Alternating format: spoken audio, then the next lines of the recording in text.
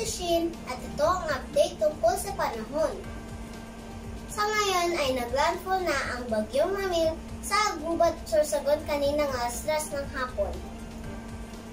Taglay ang lakas ng hangin na 65 km per hour at pagbuksong 90 km per hour. Meron itong diametro na umaabot din sa 400 km kaya malawak din ang sakop ng bagyong ito.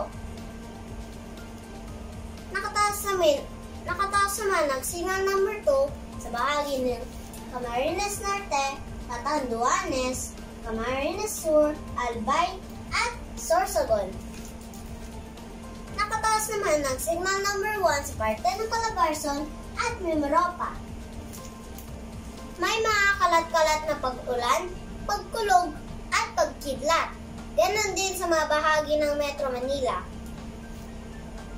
Sa ngayon, kumikilos ito ng pailagang kanluran na nakasentro sa malaking bahagi ng Bicol Region, particular sa Albay at Camarines Sur.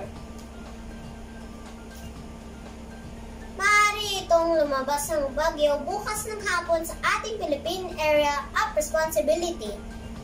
Pinag-iingat ang lahat dahil makakaranas ang ibang parte ng bansa ng pagbaha, pagguho ng lupa, at maulan ng panahon. Antabayanan ang mga kasunod na update sa ulat ng panahon. Ito ang weather update ng Ulat Shin na Boom.